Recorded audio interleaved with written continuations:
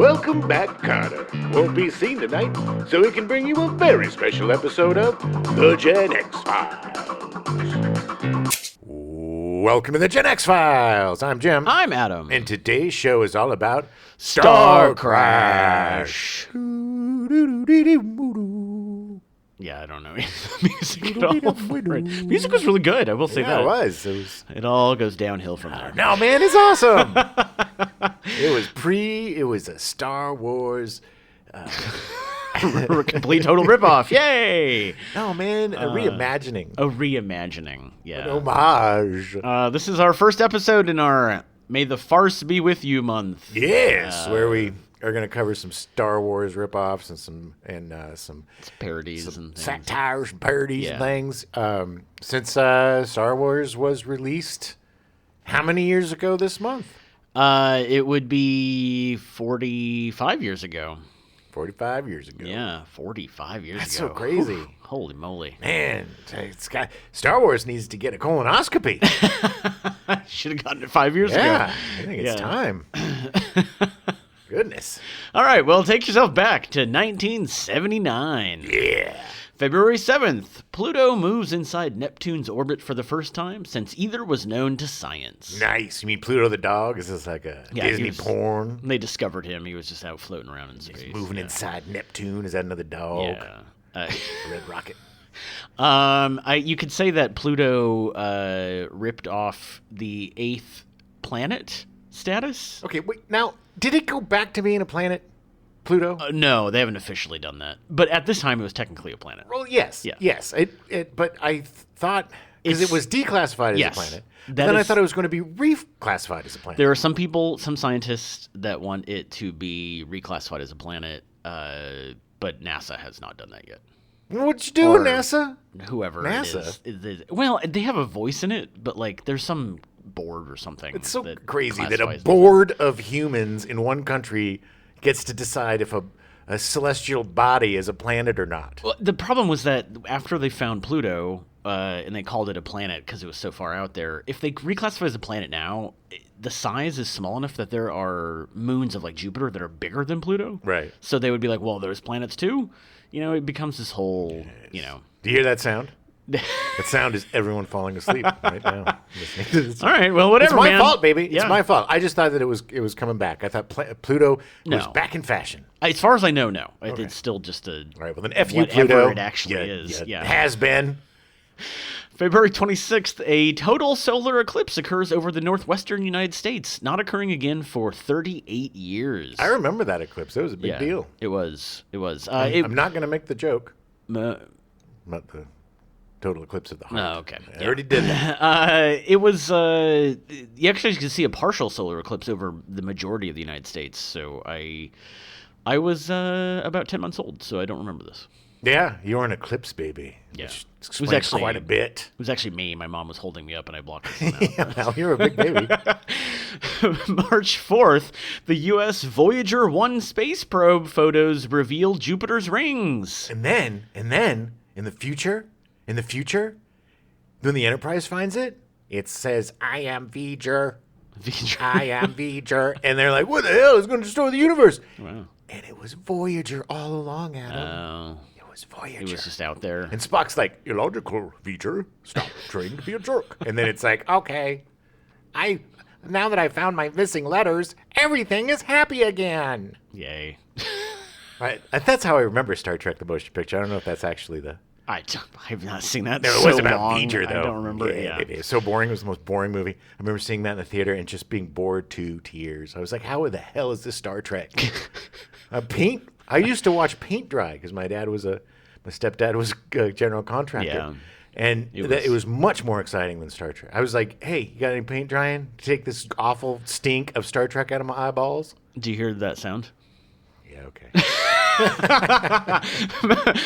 March 7th, Starcrash premieres in Los Angeles. Yes! Dun dun dun dun.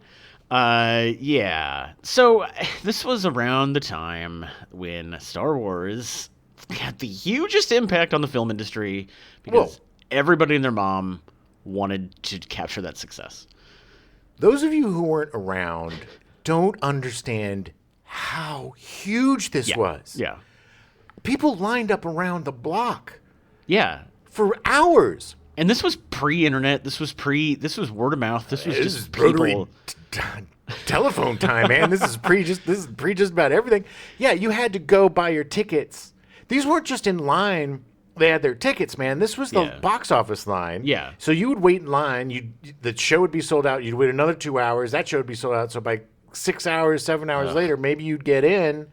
But people were like, "F it! I need to see this movie." It was a event. Right. It was huge. People were primed. People Yeah. were primed for it Yeah. because like Jaws and those, the really big movies before it really primed the audience for some giant event movie, and Right. this just filled that. It was just so different than anything anybody had ever seen. You had to see it. Like if you went to work and you were at the water cooler and you didn't see it, you would feel like schmuck. Just from the opening spectacle of the ships, people were just blown away. Yeah. To see it in the theater was just a magical experience. I remember seeing it. Unfortunately, the first time I saw it, I had some little jerk friend next to me who was like, okay, this is right now. Okay, this is where he's going to take out his light that's sword. right, This is that's where he right, takes yeah. out his light sword. He's going to cut him with his light sword. Oh, he's going to cut his arm off with a light sword. I'm like, shut up, moron. Just let me enjoy the frick. It's my birthday. Let me enjoy the movie. Good Lord.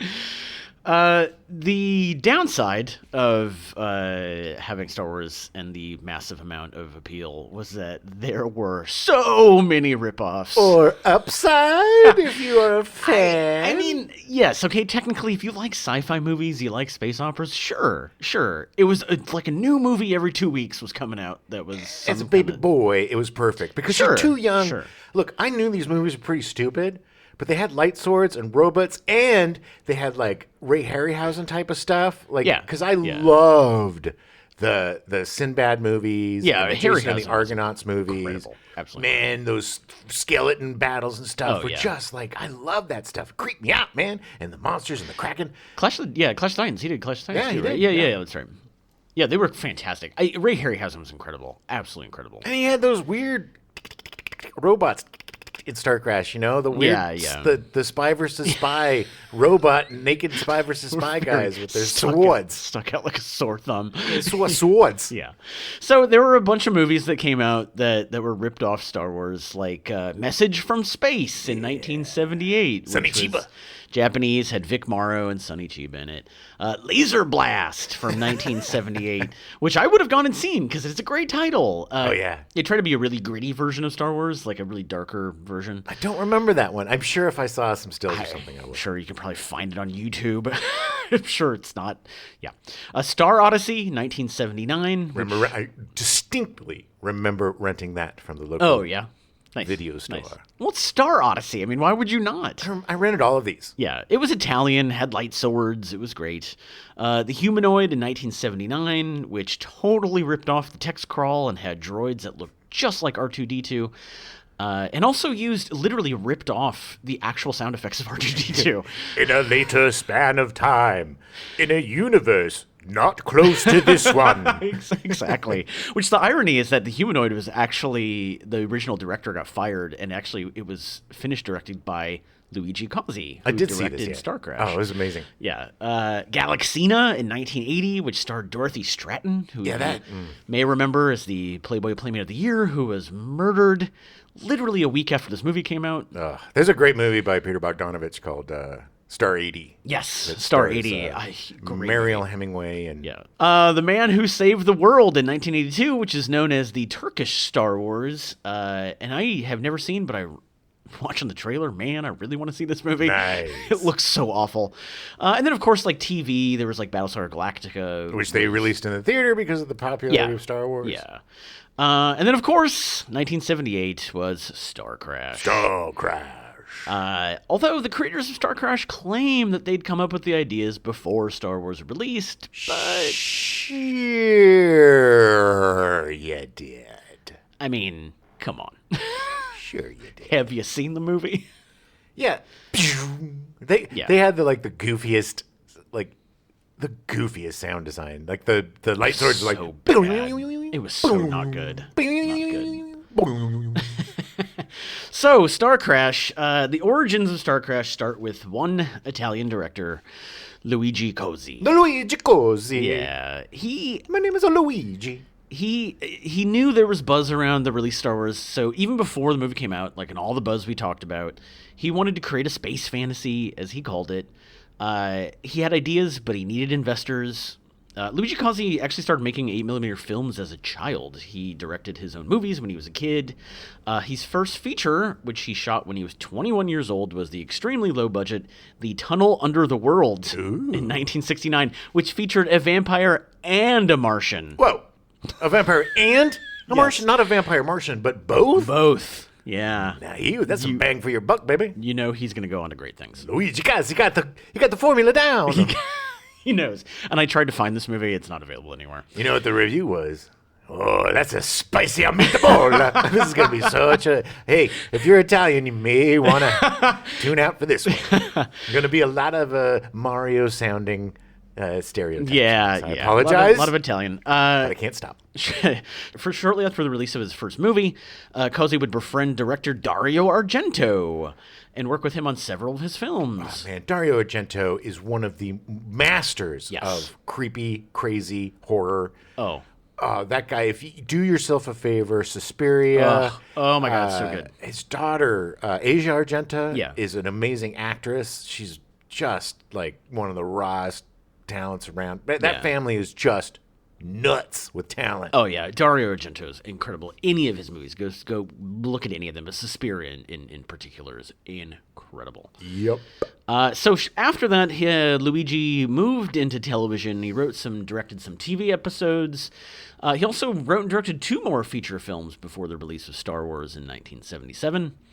And shortly before the release of Star Wars in May 1977 at the Cannes Film Festival, Cozzi met Nat Wachsberger and his son Patrick, who were impressed with samples that Cozzi had created to try to sell his idea to get investors for this space fantasy he wanted to make. Nice. Nat and Patrick had just created a new company called Film Enterprises Production and needed content to release, so they were very eager to work with Luigi Cozzi. Nat Wachsberger was a producer who had just come off the film Killer Force in 1976, the first movie released by Film Enterprises Productions, starring Telly Savalas. Yeah, baby. Telly, baby. Peter Fonda. Oh, yeah. Christopher Lee. Yeah. Yeah, and O.J. Simpson. The juice. Yeah, he definitely was back then. Not Nat Wachsberger might sound familiar because he also produced The Day the Clown Cried in 1972, the Jerry Lewis Holocaust movie that has never seen the light of day. Yeah, because if you don't know the story, Jerry Lewis plays a clown who entertains children as they're being marched into the gas chamber in Auschwitz. And it's a comedy. It could have been a misstep. I have never wanted to see a film more in my Yes. life than I want to Yes. see this film. I don't think anybody's seen it. It's No, been locked no. away in some crazy It's mythical. Yeah, it's- people say that. Oh, I saw it at his house, and like all this. It's not BS true. you have. Yeah. Nobody's seen this movie. I so desperately want to see this movie. It I will know be. it makes me sound like a horrible person. No. It's as a cinephile, you want to It see is the movie. like the holy grail of just bad ideas, man. Yeah. Like who? And this was like a passion project for Jerry Lewis, and I Yes. get it, man. Yes. I get it. Like, I get because he's a comedian and he was Jewish, right? Yeah. Yeah, and he was probably. But Jesus Christ, just what I've heard about it, it's just holy mother of pearls. Yeah. Not good.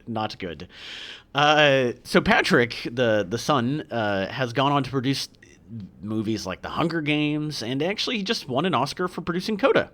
Nice. I really want to meet him now because he has the scoop. Yeah. Oh yeah. I'm sure he does. I'm sure Everybody he does. asks him. They're like, I don't care about your Oscar, pal. What about the day after died? I know you have a screener somewhere. Where is it?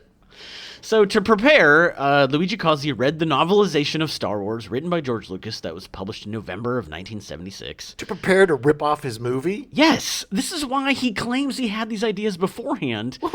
but no. Not if he read the novelization. Yeah. I read the comic book novelization of Empire Strikes Back before it came out, and then I knew Oh, you knew the I secret. You knew the big twist. secret, and it was so stupid. I was so bummed. You were mad? I was bummed at myself. Oh, for spoiling blowing it? the bloopers, yeah. Yeah.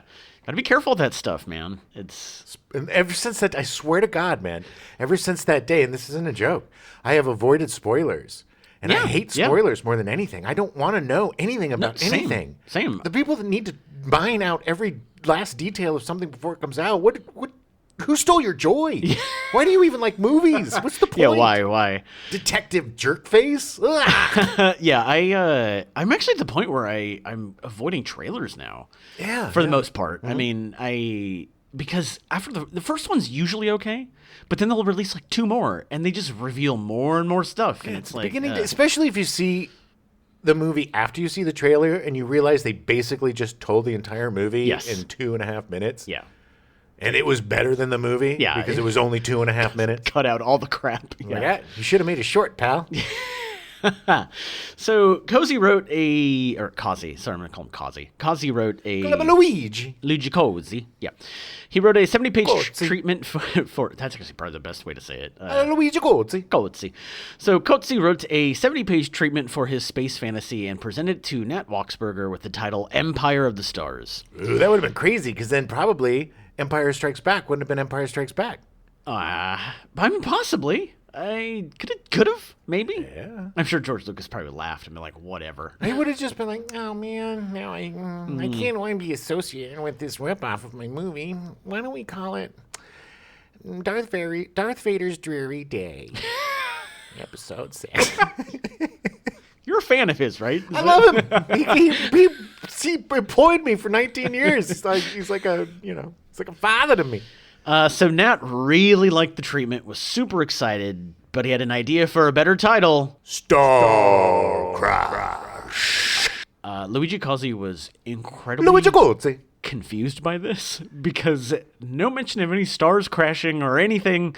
It was just Nat Wachsberger being a producer going, this is better. What is a title that sounds a lot like Star Wars, but isn't exactly Star Wars? Star Battles? No, too much star. Okay, alphabet. Star Ant, Star Beers, Star Crash. Star Crash! Star Crash! Right there. Star Beers. I want to see that movie. Oh, yeah. I'll show it to you. I've lived it. So he went to work writing the script, and they went to work casting the film. Nice. Their lead was Caroline Munro. Now, wait. Did they cast out of Italy, or did they go to Los Angeles? Did they have like a Los Angeles casting? They had a Los Angeles casting person. Okay. Yeah, for the major leads, they went to Los Angeles. Okay. Yeah. Although Caroline Munro did not live in Los Angeles, she lived in London. But she was the only person that Luigi Cozy wanted to play Stella Star. Was she British? Yes. Oh, okay. Yes. She was from Windsor in the UK. Berkshire, England. She was British. She had a very slight accent. Very, very slight accent. Well, you wouldn't know it from Starcrash because you know who didn't have an accent? It was Candy Clark. That's true. So Caroline Munro, she started early on in her modeling career by winning a Face of the Year photo contest and started modeling for Vogue at the age of 17. She has she's got mad brows, man. Oh, yeah. Like her eyebrows are like, she always looks slightly pissed. You know? And like if you look at her eyes, even when she smiles, it's like there's something going. It's just like those eyes can't. Yeah. She had a bit part in Casino Royale in 1967, and in 1969, one of her photo ads led to a screen test and a 1-year contract with Paramount, where she was cast as Richard Widmark's daughter in the British-American comedy western A Talent for Loving. Yes, such a great movie. I have no idea. I've never seen it. No idea. Just the idea, the fact that it was literally described as a British-American comedy western makes me not want to see the movie at all. Now it does kind of make me want to see it. What is a British-American comedy western? I don't know. Although the irony is that she did have a talent for loving because that's where she met her husband, Judd Hamilton. On A Talent for Loving. Oh my God, you did it! I did it. I did it. That was amazing. Thank you. So Munro has the distinction of being the only actor ever signed to a long-term contract by Hammer Films. She acted in the Dracula AD 1972, which convinced her to go to acting full-time, stop modeling. Well, okay, let's just say, it isn't the most prestigious thing in the world to be the only person to contact Hammer No. Films. But Hammer Films used to make these great, horror Yeah. adaptations of Edgar Allan Poe. And, Yeah, they would take all the royalty-free stuff Exactly. and make great movies out of it. Yeah, exactly. And Yeah. Christopher Plummer was in a lot of them. Yeah, Christopher and Lee a lot, Christopher yeah. Lee a lot. And it was just, I mean, the Hammer Films are some of the great B schlocky. Yeah, they're not know. they're not quite like Corman B level, but they're still a- pretty B level. A little bit of class to them. There's like a little bit of it's almost like watching a theater production Yes. of a horror film. I think the way that they Overdramatic. they go over the B like a B plus levels because they just cast a lot of British people.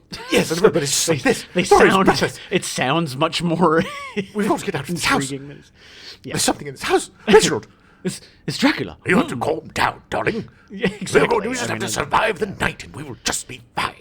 Although she did have this contract that lasted for a year, I believe it was a year-long contract, she did turn down a handful of Hammer movies because they required nudity, and she refused.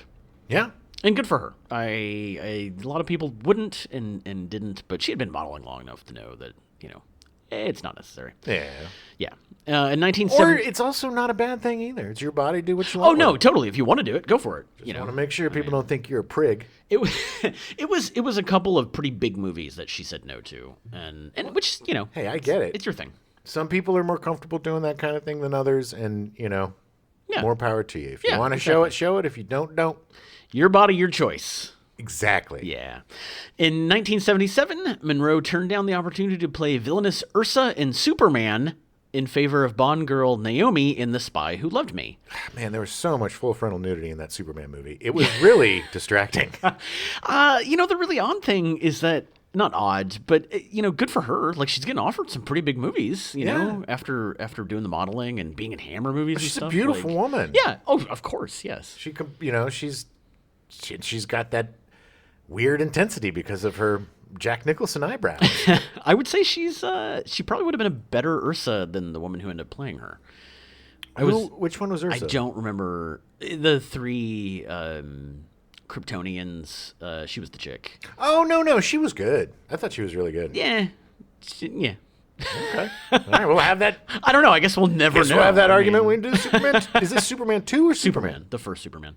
It was. Oh, because they're in the thing and then they got- come back for yeah. Superman 2. They- They're at the beginning of the trial. If you see the original Donner cut, they actually are in it a lot more. Right. And Superman 1 and Superman 2 were technically in the same movie, but it was like a 4-hour long movie, and they ended up cutting it up, and then yeah. All right. Yeah. But she was in a Bond movie, which is fantastic. I mean, it's a big deal. Starcrash was her first leading role. She was, as I said, she was writer-director Luigi Cozzi's first and only choice to play Steve Luigi Star. Cozzi. I'm just going to have you say it every time. You sound better than I do. I don't even know if I'm saying it right. but- Cozzi was a huge Ray Harryhausen fan, like Jim, and Monroe had just starred in The Golden Voyage of Sinbad, where Ray Harryhausen did the special effects. Love those Sinbad movies, baby. Yeah. He was obsessed. I'm sure he was probably obsessed with Caroline Monroe because she was in this movie, and he wanted Starcrash to be, as he called it, Sinbad goes to space. Yeah. So she was the first and only choice, and she did fine. She did fine in the movie. Yeah, but we don't really know. Yeah. Do we? Which we'll get to that. Yeah. We don't really know. That's true. That is very true. Her eyes and eyebrows didn't do a lot of acting, but underneath that did. Yeah. That's very true. Her co-star and her Stella's mysterious sidekick Acton was played by Marjo Gortner. Marjo Gortner. Who sounds like he should be from like Finland or Sure. Sweden. No, he was from like Pasadena. Marjo. What the hell? I don't know. Marjo. You know what Marjo probably is? Because a lot of people. This was. I don't know if you've seen the newest Gerard Carmichael special, Rathaniel on no. HBO. I highly recommend it. It's one of the Yes, best yeah. stand-up specials I've seen. But possibly Marjo. Yeah. The father of his father was Martin, Yeah. and the father of his mother was Joseph. And Yeah. so they make Marjo. Marjo. And then the that's- child yeah. pays for it for the rest of his life. That's actually probably what happened. I wouldn't be surprised. I'm pretty they did smart that. sometimes. You are. baby. You are. That's good. Marjo actually started his career as an ordained minister in the Pentecostal church at the age of 4. Man, there is nothing creepier to me, and I am sorry, than child preachers. Yes. It creeps me the F out. 100% agree. It's probably children of the corn, let's be Yeah. honest. Yeah. Yeah. But still, it's just like there's something creepy about, especially like the Pentecostal, like real fire and brimstone. Yeah. You see in a 4-year-old, you going to hell in a handbasket with your seeds on your fingers. Now give me my juice box, mama, because I'm going to send you to the fiery pits of hell. Hell is where you're going, mama. You're going to hell if you don't give me my juice box and my This juice. is what I don't understand is that it's your 4. How do you don't know what you're talking about? He is an instrument of God, Adam. It's not no. about him. It's God using You him. have no life experience. You can't talk God about has this. life experience. Oh, all right. By the time he was 16, his family had amassed what he later estimated to be about $3 million from their traveling preacher show. Cha-ching. That's why you have a 4-year-old preacher. Oh, yeah. He definitely made them money.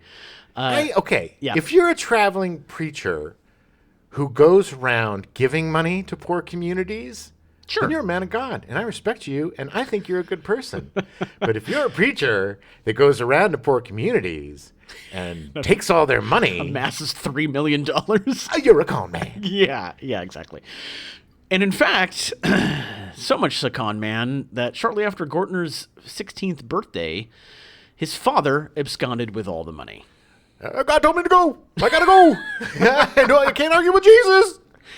So, Marjo spent the remainder of his teenage years literally wandering around San Francisco as they called him an itinerant beatnik. He just gave up religion entirely. Wouldn't you? Of course. I mean, good Lord, it's just like... Spend 12 years making your family rich, And then he your just father takes all just the money leaves? and leaves. And you just wander around the beach barefoot, smoking dope with your giant golden afro and your weird nose true. and face. He looks like if Big Bird had an afro, that's Marjo. it's really surprising that he didn't become like a cult leader. He easily could have. I don't think he had the...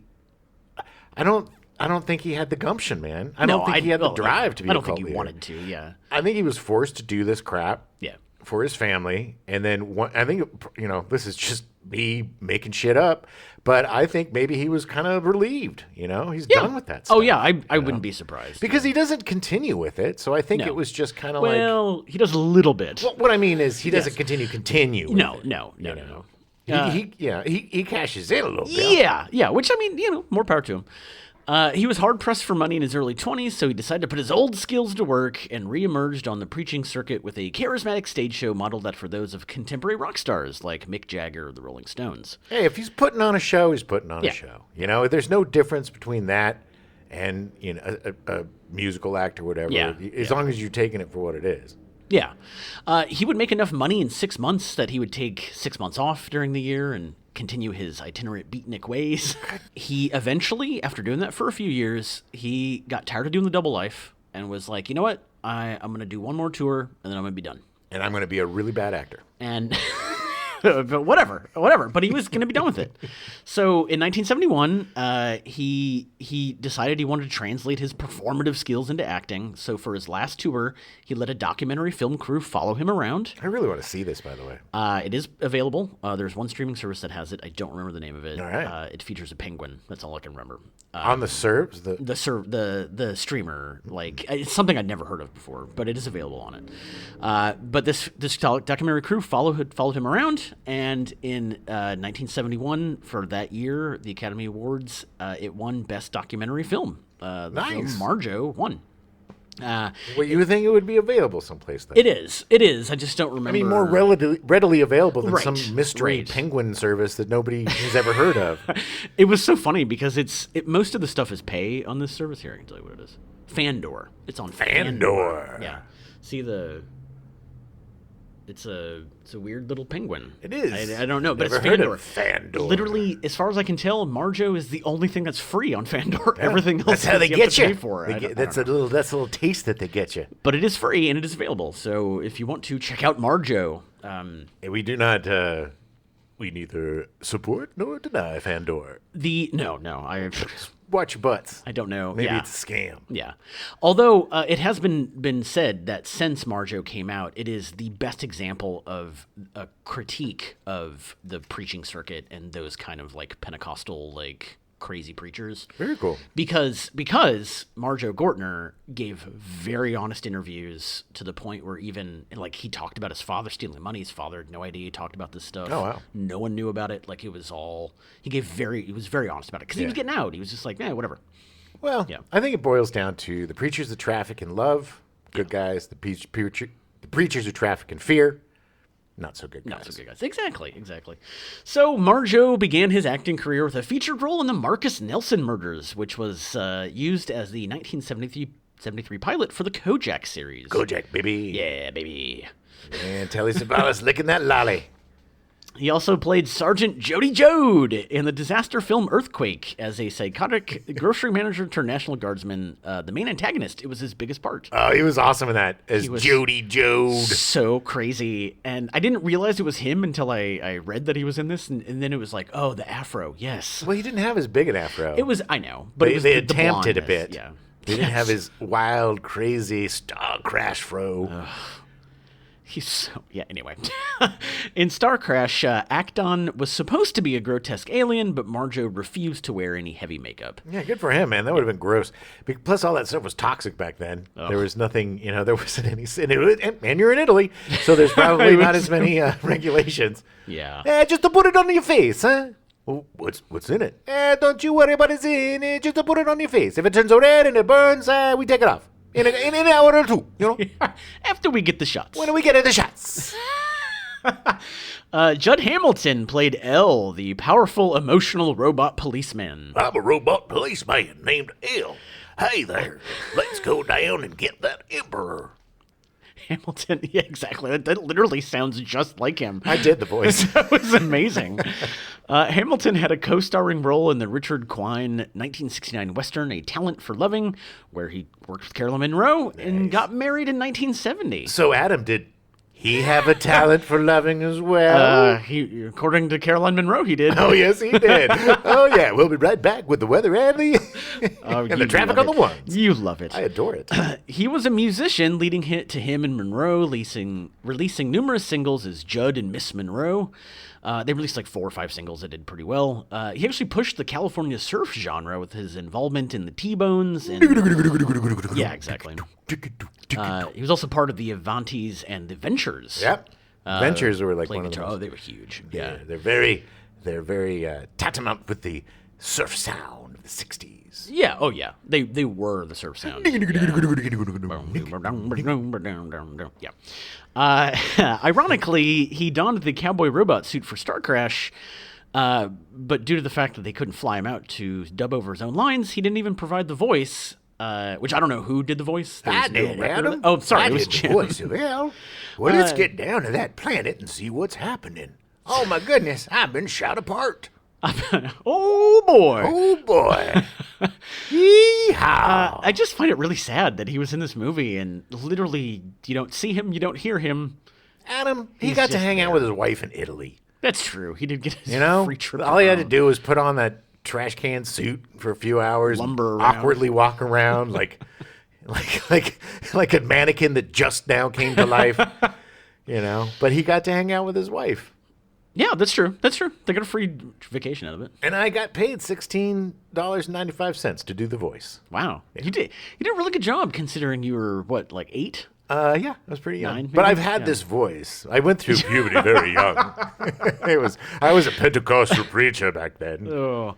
So Judd and Caroline divorced in 1982. Aw. And here's the weird thing, and I thought this was fascinating. Judd Hamilton has spent the last 20 years developing and patenting X-Rock, a unique radiation shielding concrete coating material. Yeah. It's super weird, but apparently it's used everywhere now. Yeah, he figured that out on Starcrash. because he had to figure out how to make the spaceships not burn up when they were doing the spaceship shots. Right. And he was like, I think I got myself a little epoxy that'll help. I'm going to call it X-Rock. X-Rock. He's just had a fascinating life. Like, Seriously, I find this man 100%. fascinating. Yeah, Like, I mean, you're in one of the greatest Star Wars ripoff cult films, and you're a scientist. And he was a surf rock, guy, musician, like country music guy. Yeah, it was Miss crazy. Monroe and Gibbles, Miss Monroe, Judd and Miss Monroe. Prince Simon, the Emperor's son, was played by none other than David Hasselhoff. Such a pretty man he was. You got lost in his eyes. Oh my God, he literally. I said this before, but he was literally an anime character. Like I think. Yeah. Most anime was based off of what David Hasselhoff looked like in the 70s. He just had those. Yeah, He just had such a pretty face. The turning. Yes. Oh. Sparkle. Yeah, I mean, he was the personification of Speed Racer. Yes. In that movie. He was. He really was. Hasselhoff started his career portraying Dr. Snapper Foster on The Young and the Restless from 1975 to 1982. Snapper Foster. Dr. Snapper Foster. Good man. Jody Jode, Snapper Foster. We don't have fun names like that anymore. No, the 70s were great. He didn't actually choose to leave the show. They actually wrote out a ton of their original characters in 1982. He was too pretty, baby. All the other actors were like, get this pretty boy away from me. I can't. No woman's looked at me ever since this golden god came strutting on set with his beautiful locks. Nice. His stint on that soap opera made him a household name. He was very well known by everyone. Oh yeah, everybody loves soaps. Yeah, and back then everybody started on soaps. Alec Baldwin. Oh yeah. You know, everyone. Kevin Costner. Everybody was like, that's how they. It was like easy work. Yeah. It's like what SVU has been the last 20 years. That's true. You know, that's true. That was it's New York. Actors in New York. They want to do theater, but they got to make money, and so they'll. Oh, I'm gonna debase myself by being on a soap opera, but it's not as bad as being in commercials. Yeah, well, then they do commercials job, too. yeah. His feature film debut was in 1974 as Boner in Revenge of the Cheerleaders, which he only did so he could get into the Screen Actors Guild. Yeah. In a long line of very great actors playing Boner, there was the Boner from Charles in Charge.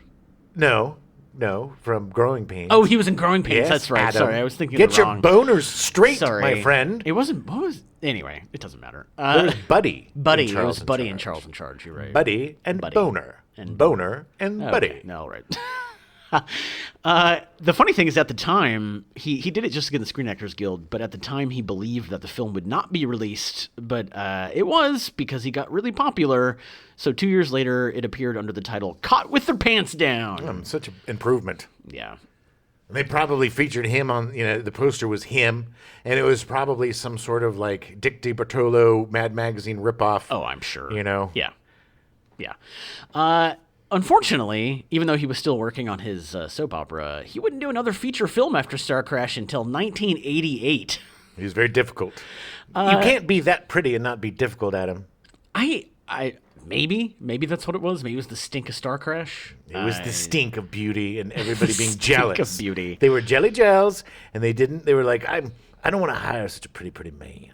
Well, he did also, after he got out of doing the soap opera, he did do Knight Rider for a long time. That started, 83 or 84? I think so. Yeah, Knight Rider was huge, it was man. Huge. It was big. Make it sound like... No. But I mean, I'm just saying, is that I'm sure he probably didn't have time to be doing movies because of the TV work he was doing. Yes, and he was demonstrably a horrible actor, and he fit really well in Knight Rider because he was wearing, kit, my leather jacket, and everything was, I'm Michael Knight, and I'm going to put on this tuxedo. Yes, Michael, let's get you to the party. I need to get to the party. Michael, why are you making so many weird noises? That's how I act. Yeah, that's dead on. Ooga shaka shaka, ooga shaka. So in 1988, he starred in 3 movies. He just came out with a bang, doing movies again. 2 were German language comedies, and the other being an Italian horror movie. Of course they were. Yeah. Well, now, here's the thing. Before that, he was not big in Germany. It was after these movies, and then it was 1989 when he released his first album. Oh, yeah. But these German language comedies were huge in Germany. Of course they were. And he became a huge star. I like all these Europeans who are all like little snooty doots and think they're all better than us, but they just glom onto the worst part of our... Das ist gut, ja. Oh, Hasselhoff is genius. Beatles, not so much. And the same thing with like the French with their love of Jerry Lewis, the Holocaust clown from hell. It would have been number 1. Hey, lady, gotta go get in there, gonna entertain you. Ooba-dooba-doo. Yeah. Christopher Plummer played the Emperor. The Emperor of the Universe, I guess, was his full title. Yes, please, Adam. Sorry. He earned that. He fully admitted that he only did the movie because he wanted a free trip to Rome. He said, "Give me Rome any day. I'll do porno in Rome as long as I can get to Rome. Getting to Rome was the greatest thing that happened, that for me. I think it was only about 3 days in Rome on that one. It was all shot at once." He was also very excited to play the Emperor of the Universe. How can you play the Emperor of the Universe? What a wonderful part to play. It puts God in a very dicey moment, doesn't it? He's very insecure, God, when the Emperor is around. Which, you know. Somebody was doing a little dinky-dink. Yeah. I love Christopher Plummer, by the way. I love him. Phenomenal. But he also, I mean, that's like, that's like Michael Caine. Yeah. They were all about like, well, where's it shoot? Okay. Yeah. I don't give a crap. I'll do Jaws, The Revenge. Yeah. I need a Caribbean vacation, baby. It's just like, I love these guys. They're such great actors, but have such poopers because they were just like, whatever. Dude. Yeah. I don't care. I'm going to Rome, man. Not just going to Rome, but being paid $10,000 a day to be in Rome. Yes, and this is $70s, $10,000 a day. Yeah. So it's like $60,000. Well, I think he had won Oscars by this point. Of course. At least nominated. Yeah, I mean, he had done The Sound of Music. He had done, man, this guy. He was a big get for them. He was huge, But this was the time, the 70s, when things were changing, and this was around the late 60s, early 70s, and this was all around the world. This is the European New Wave was happening, and in America we were having the independent revolution, with Dennis Hopper and all these guys making all these crazy movies. Right. So all these stars got kind of thrown to the side. And then, they were doing Love Boat, and they were making these disaster movies because nobody knew what to do with them. Right.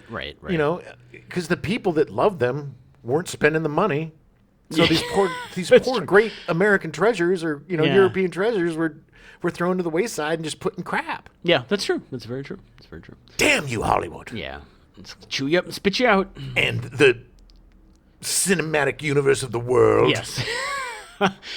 Joe Spinell was Count Zarf Arn, a megalomaniac renegade. Until Starcrash, he had mostly played supporting roles in big films like The Godfather and The Godfather Part 2. You totally recognize him in those.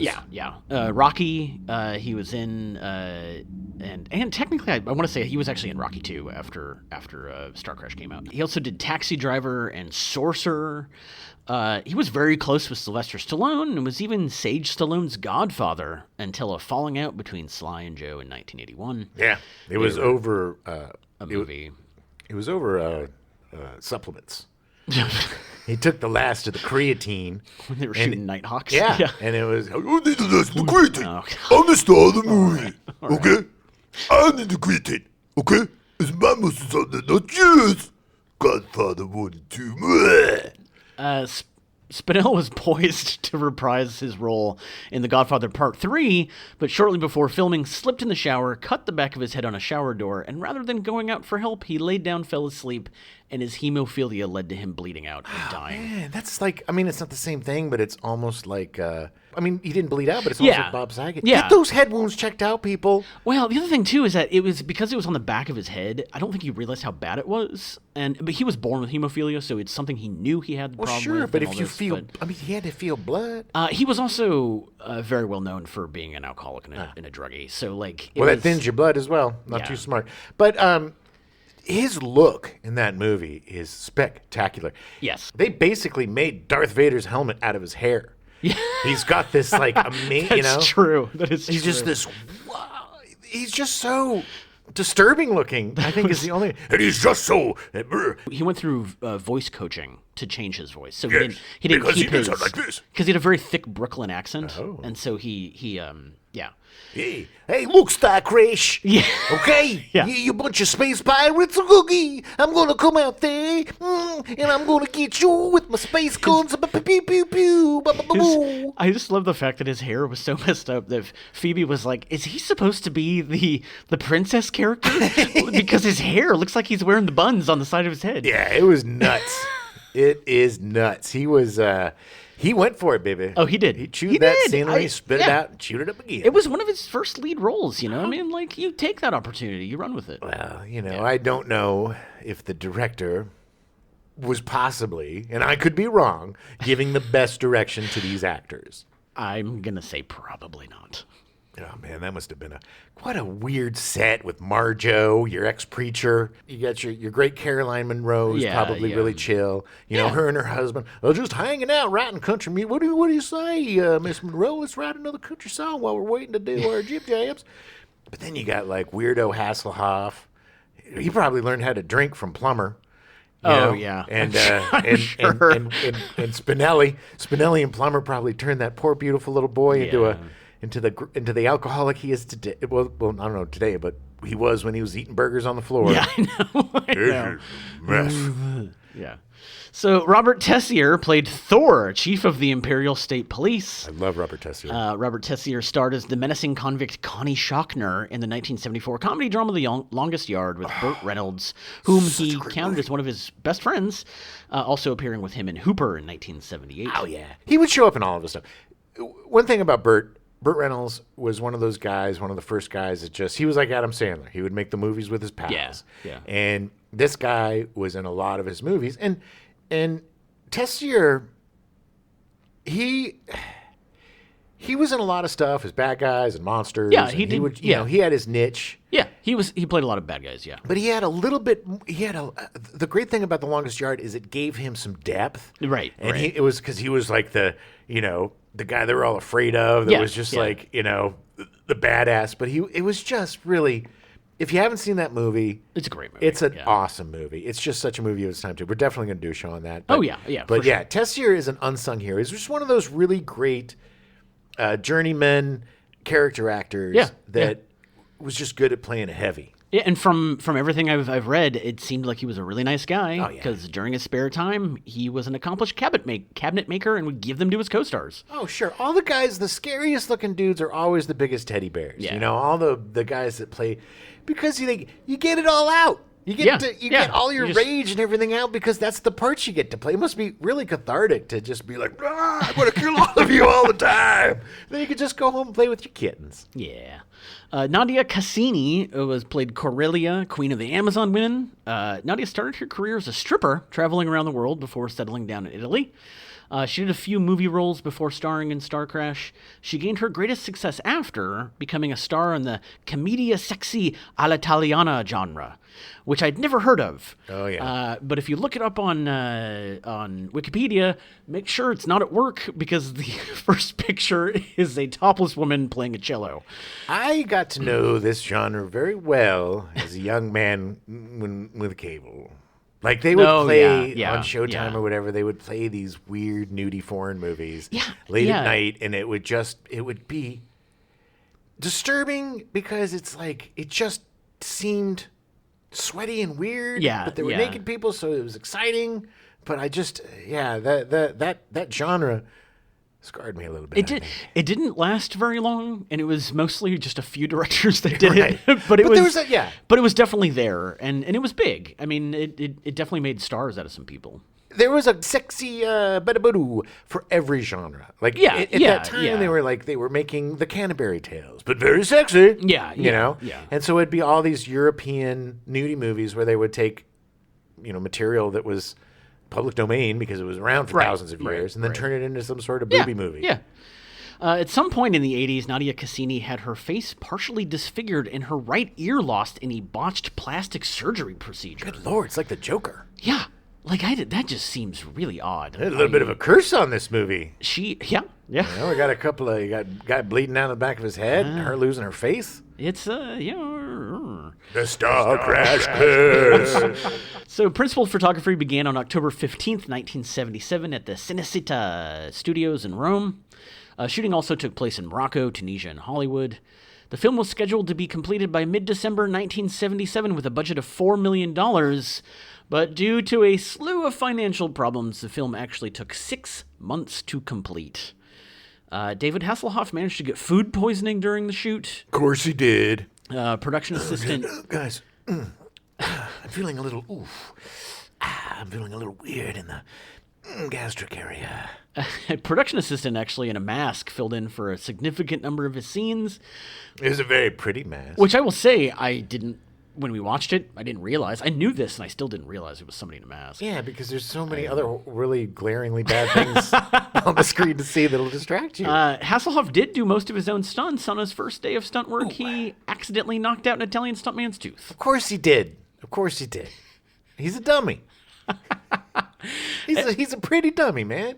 He's a beautiful baby dummy. At one point, Caroline Munro almost wet herself during production. She said, "In one scene, I needed the bathroom so bad that I thought it's a good job I'm wearing plastic suit over my bikini, if you know what I mean." It was a really good read. Speaking of her costume, there is very little continuity with her bikini costume, as was pointed out by Phoebe during the movie. Yeah, well, there was a lot of variations. Yeah. Technically, there's a logical explanation for this. Okay, let's hear it. Is that her costume is from the future and that it changed depending on what she was doing. Cool, I want one of those. Yeah. She was supposed to wear a bikini through the whole film, but American International Pictures, who was supposed to purchase the film for the American market, told them it would be difficult to sell it to the TV markets if she were only in a bikini throughout the entire movie. So for so the last back then. third, I know, it seems very odd. During the last third, they put her in a much more covering costume. Well, it was just, no, they just put some tight clothes underneath her bikini. Yeah, they did. Like a bodysuit. Yeah. And then they put the bikini over the bodysuit. Oh, you want her to be in a thing, so here it is, hey. Yeah. Nice. That. Right there, I felt like I was in Rome. It was really offensive. Okay. They apparently didn't have a fight coordinator, as the martial arts fight between Marjo Gortner and Robert Tessier was improvised on the spot. Sure doesn't look like it. Nope. At one point, there was a communist worker revolt, which led to the film's master copy being held for ransom by Italian activists. Good God, I want to make a movie about making this movie. Yes, I do. I gotta be honest. I'm surprised it hasn't been done. It will be. We're writing the script. All right, as long as Judd Apatow doesn't get to it first. So only Marjo Gortner, David Hasselhoff, Christopher Plummer, and Joe Spinell actually have their own voices in the English dub version. Everyone else was dubbed by different people, and if you've seen the movie, it's really, really obvious. Now, here's what I don't understand. Is there like a dubbing school where people are taught to talk like this all the time, or to Yeah. I mean, honestly, Emperor. I think it's an unwritten, kind of a dubbing school. One person was doing it. It's like, well, this is how you get jobs. Everybody has to talk like this. It's just so non-emotive. It's awful. It's just awful. not it's good. Just, there's a group of dubbers that were just like, I am going to talk like this, and everything is going to be like this. And then they couldn't really match it. It was. It's a little jarring. I mean, the whole thing is jarring because you can tell. But the ADR is just really bad. Yeah, it doesn't match. And granted, I know I worked in the industry and I have an eye for more of this stuff, but it's just not good. No, it doesn't matter if you have if you have eyes, Adam, you can see it. Here's the deal. This is the maddening thing that goes from the the cheapest production to like the medium-sized productions. Yeah. They don't worry about sound. They take sound for granted. Yes. Sound is an art form. It is so hard to do sound well. Yeah. But they think anybody could do sound, so they skimp on sound. And then when everything comes out crappy, there's, we'll fix it in post. ADR Sound is always ADR. So much harder to do in post. You can get away with like a couple of scenes in a car or whatever, because you only see the back of the head or what. But you can't dub an entire movie, man. No. Unless you are Robert Rodriguez, which he did for El Mariachi. But he did it really well. He did, but it's still... Yeah. I mean, it's saw still it. Obvious. It's still obvious. It was good. I mean, he didn't have he must have gotten a different ADR group than the ones that talk like this. Yeah. Well, I mean, but it was mostly also just the two leads. Yes. And I mean, yeah. The post-production budget was very tight, so flying Caroline Munro and Judd Hamilton out to do their own voices was too expensive. I believe they were living in England at the time, and they were doing all this stuff in L.A. So Caroline Munro's voice was dubbed by Candy Clark, who was married to Marjo Gortner at the time. And she does such a great job because Candy Clark was also in American Graffiti. Yeah, she was nominated for an Oscar nominated for for that. an Oscar, Yeah. but she's got a very voice. But Yeah. But in this, she's very Yeah, I assumed it was Caroline Munro, and it was just because it was a very forceful, good voice. She did a good job. Really good job. job. I think of everybody, she did a good job. It's just because you know what she did? She focused on those eyebrows, baby, and that's where she found it. I found the voice in the eyes and the eyebrows. I found the anger and the intensity, the Munro intensity. Ennio Morricone was first offered the opportunity to compose the film score, which he turned down. No, it would have been. Yeah. The producers were incredibly hesitant to show the film to John Barry, who had agreed to score the film, thinking he would quit when he saw how bad the film was. John Barry had famously scored all the Bond movies up to that point and had won 3 Oscars. Yeah, I'd be pretty scared to show him too. I mean, and that's just so funny. That's like they knew what a POS they had. Yeah. So they're just like, should we show it to him? But he did it, and the score is good. I mean, it's he a got good score. paid. Yeah, of course he did it. It fits the movie. It's weird, and yeah. American International Pictures was interested in releasing Starcrash. It was a perfect fit as their publicity department devised a strategy called, quote unquote, the Peter Pan syndrome. It's actually pretty brilliant. Yes. So this is how the Peter Pan syndrome publicity marketing works. Pay attention, kids. This is how you're going to market your podcasts from now on. A younger child will watch anything an older child will watch. What you watching? It doesn't matter. Anything.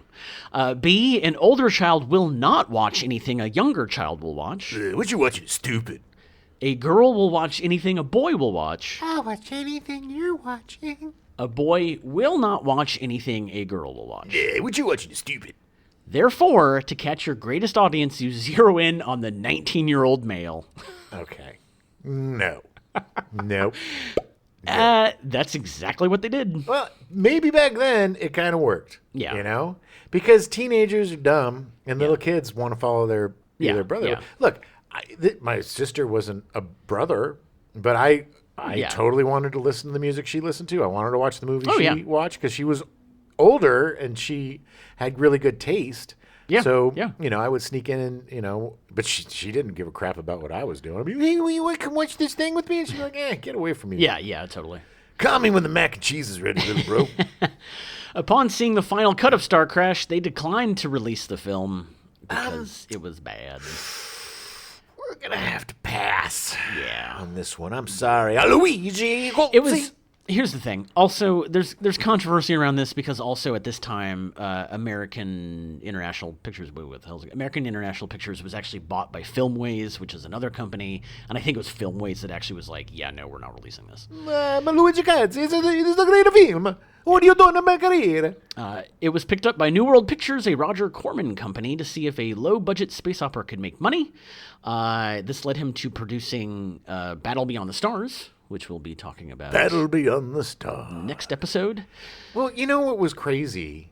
Was this whole thing put the Luigi Cazzi in such a depression, man. And he decided he was not going to make any more films. And he had a brother. And his brother had a business. It was pretty successful. And so he went and got into the plumbing business with his brother Mario, and they did pretty well. I mean, they branched out to ghost hunting. They went down a pipe and were never seen again. Yeah. It's me, Mario. Yeah, I like that you give me crap at the beginning of the episode about my awful joke. Great. Well, that's my job is to make the awful jokes. You give us respectability. Hey, I get one every 10 or so episodes. All right. I mean, I'm just looking to you to keep us out of the gutter, baby. The film managed to garner a whopping $478,000 in total box office from a $4 million budget. That's not good. No. Despite being critically panned and a box office failure, at the 7th Saturn Awards, it was nominated for the Best International Film. Okay. People love this movie, Adam.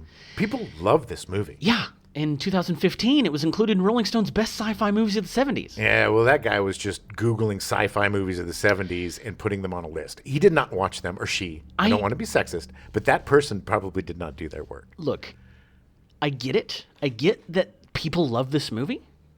I get that people are religious. I still don't understand it. Okay, I don't understand it. But, I mean, as a kid, there was spectacle, there was robots, there was laser swords. Yes. That's the thing that I love too. It wasn't that the cool. No. It was. Yeah. And then it would go down and go. I'm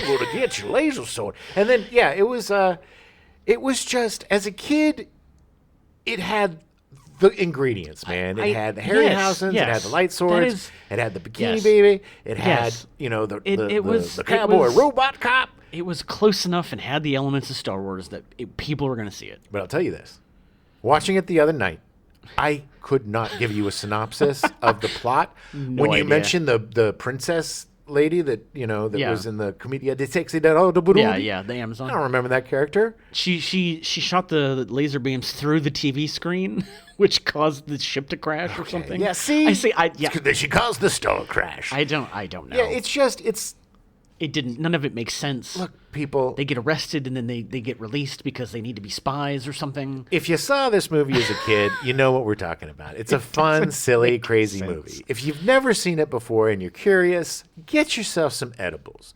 Throw some Eddies on there. Yeah, definitely. And maybe put a couple of mimosas or don't watch it sober. Crack open some beers. A margarita or two. Yeah. Whatever floats your boat and gets you in that whiskey. mellow, groovy doovy. Yeah. Get in it. Yeah. And watch it. And you'll have fun making fun of it. It's a great... there's a reason why it was on Mystery Science 3000. Yeah. It's a fun... We couldn't help but do it. It's a really fun movie just to crack jokes. Oh, yeah, for sure. And you're gonna make comments throughout it. It's that kind of movie. It's a get a little funky with your friends and make fun of it. And it'll be a fun time. So Kotze was about to do a sequel to the film called Star Riders with a $12 million budget starring Klaus Kinski, Nancy Kwan, and Jack Rabin. Nice. But it never went into production. Kotze began expressing his frustration with the Italian film industry, stating in an interview with Cinefantastique. What can I do? In Italia, when you bring a script to a producer, the first question he asks is not what is your film like, but what film is your film like? And that's the way it is in Italia. We can only make a zombie 2 and never a zombie 1. That pretty much sums up the Italian film market. It pretty much sums up a lot of the foreign film market, a lot of Yeah.